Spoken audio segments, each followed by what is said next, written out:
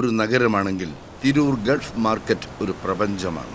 ഗൾഫിൽ നിന്ന് തുടങ്ങി യൂറോപ്പിലും ചൈനയിലുമായി വ്യാപിച്ചു കിടക്കുന്ന എല്ലാ ഉൽപ്പന്നങ്ങളും ലഭ്യമായ മാർക്കറ്റാണ് തിരൂർ ഗൾഫ് മാർക്കറ്റ്. 70കളുടെ അവസാനത്തിൽ മലബാർ മേഖലയിൽ ആരംഭം കുറിച്ച ഗൾഫ് പ്രവാസം തിരൂരിന് സമ്മാനിച്ചതാണ് ഈ ലോകം. ഇലക്ട്രോണിക് ഉപകരണങ്ങൾ കേരളത്തിൽ മറ്റെങ്ങും ലഭിക്കാത്ത വിലക്കുറവിൽ തിരൂരിൽ ലഭ്യമാവാൻ തുടങ്ങിയപ്പോൾ ആളുകൾക്കിടയിൽ ജപ്പാൻ ഉപകരണങ്ങളോട് ഒരു പ്രത്യേക പ്രണയം ഉടലെടുക്കാൻ തുടങ്ങി. ഈ ജനങ്ങൾക്ക് ജപ്പാൻ ഉപകരണങ്ങൾ എത്തിച്ചു നൽകിയാണ് നമ്മുടെ കഥാനായകൻ തിരൂരിൽ രംഗം കീഴടക്കാൻ ആരംഭിക്കുന്നത്. തിരൂരുകാരെല്ലാവരും സ്നേഹത്തോടെ അലിക്കാക്ക എന്ന് വിളിക്കുന്ന തോട്ടുകണ്ണി അലി, മാർക്കറ്റിലെ എല്ലാവരുടെയും ജപ്പാൻ അലി. തിരൂർ ടൗണിനടുത്തുള്ള മുത്തൂർ ദേശത്ത് ഒരു സാധാരണ കുടുംബത്തിലാണ് അലിക്ക ജനിക്കുന്നത്. കൂലിപ്പണിക്കാരനായ ഉപ്പയുടെ 3ാമത്തെ സന്തതിയാണ് ഇദ്ദേഹം. യാതനകളും ദുരിതങ്ങളും നിറഞ്ഞ കുട്ടിക്കാലത്തിലൂടെയാണ് അലീക്ക വളർന്നു വന്നത്.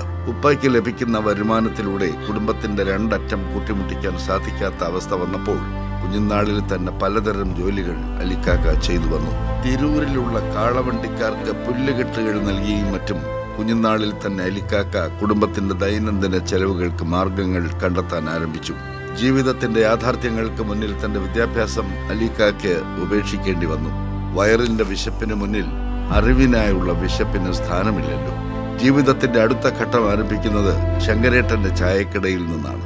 ചായക്കുള്ള വെള്ളം ഡ്രമ്മിൽ നിറച്ചും മറ്റു ജോലികൾ ചെയ്തും അലീക്ക ജീവിതം കെട്ടിപ്പടുക്കാൻ ആരംഭിച്ചു. ചായക്കടയുടെ നടത്തിപ്പും ശങ്കരേട്ടന്റെ സ്നേഹവും അലീക്കാക്കയുടെ ബിസിനസ് ജീവിതത്തെ വല്ലാതെ സ്വാധീനിച്ചു. മിച്ചം ലഭിച്ച സമ്പാദ്യം വിനിയോഗിച്ച് അലീക്ക പുതിയ പുതിയ കച്ചവട സംരംഭങ്ങൾ ആരംഭിച്ചു.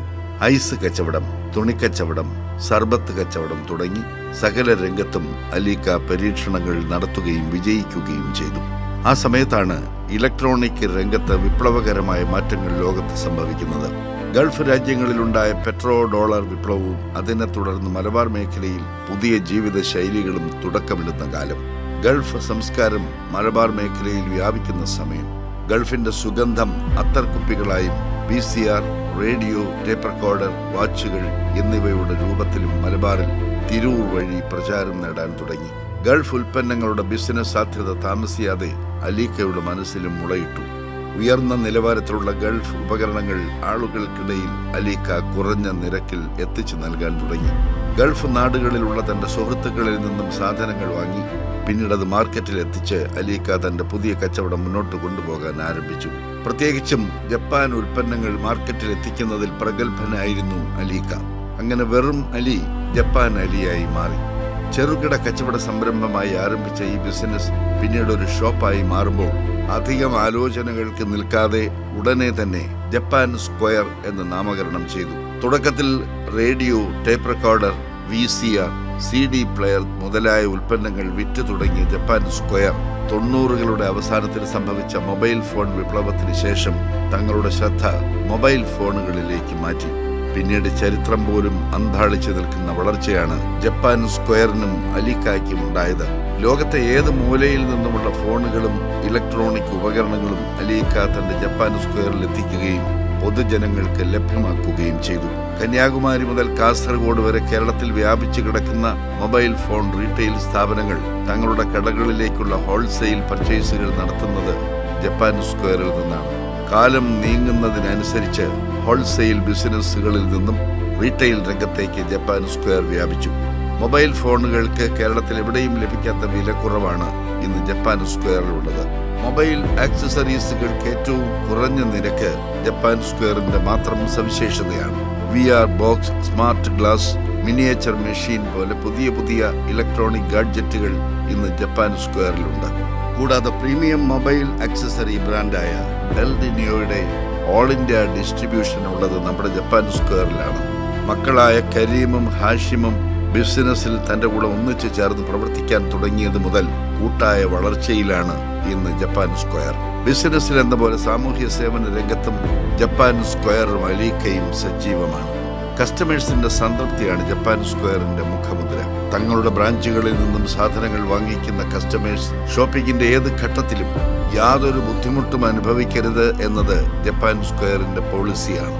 എന്തിനധികം പറയുന്നു, ഷോപ്പിംഗിന് ശേഷം വീണ്ടും ഒരുപാട് കാലം ഉപയോഗിക്കാൻ കഴിയുന്ന രൂപത്തിൽ തങ്ങളുടെ ഷോപ്പിംഗ് കവറുകൾ ഡിസൈൻ ചെയ്തതുവരെ കസ്റ്റമേഴ്സിന്റെ കാര്യത്തിൽ അലീക്ക പുലർത്തുന്ന ശ്രദ്ധയും കരുതലുമാണ്. 12 ബ്രാഞ്ചുകളായി കേരളത്തിലെ തന്നെ ഏറ്റവും വലിയ ജനകീയ ഇലക്ട്രോണിക് ഡീലർ ഷോപ്പാണ് ഇന്ന് ജപ്പാൻ സ്ക്വയർ.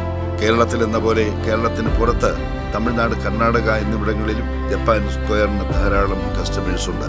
4 നൂറ്റാണ്ട് കാലത്തെ ജൈത്രയാത്രയുടെ ആഘോഷം എന്നോണം ഈ കഴിഞ്ഞ ഏപ്രിൽ മാസം ജപ്പാൻ സ്ക്വയർ തങ്ങളുടെ 25ാം വാർഷികം അതിഗംഭീരമായി കൊണ്ടാടി.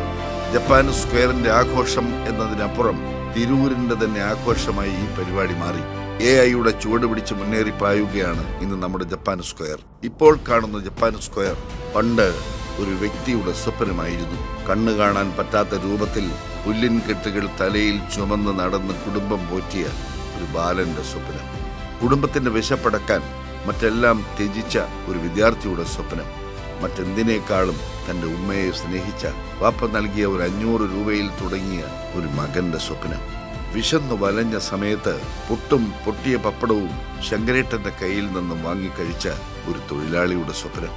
ഐസ് കച്ചവടം മുതൽ തുണിക്കച്ചവടം വരെ ചെയ്ത ഒരു ബിസിനസ്സുകാരന്റെ സ്വപ്നം. എല്ലാ പ്രതിസന്ധികളെയും പുതിയ സാധ്യതകളാക്കി മാറ്റിത്തീർത്ത ഒരു സംരംഭകന്റെ സ്വപ്നം. Japan square, your multi brand digital hub.